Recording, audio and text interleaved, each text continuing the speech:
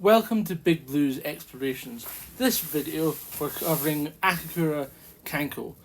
Akakura Kanko is part one of two resorts, Akakura Kanko and Akakura Onsen.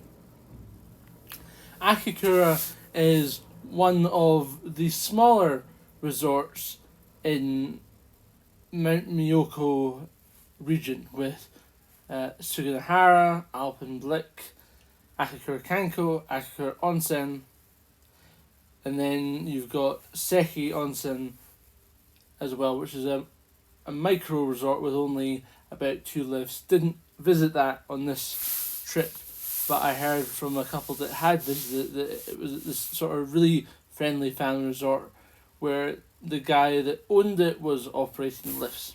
So back to Akakura Kanko. Akakura Kanko has 3 or 4 main trails with 3 or 4 lifts with quite a lot of variety, with some tree run, good amount of powder if you know where to look, and are willing to not heed the signs to be responsible. As mentioned before, in Japan there isn't really a mountain rescue service, so if you do go where it says not to, you are taking your life into your own hands. But overall, for the afternoon I spent here, I found it to be a lovely Japanese style resort. Definitely one again for taking a family to learn to ski. Not something that you could spend 3 or 4 days at, but well worth it a day or two. It's snow, you get out there and you go skiing. What else do I need to say? I did eat at one of the restaurants up at the top.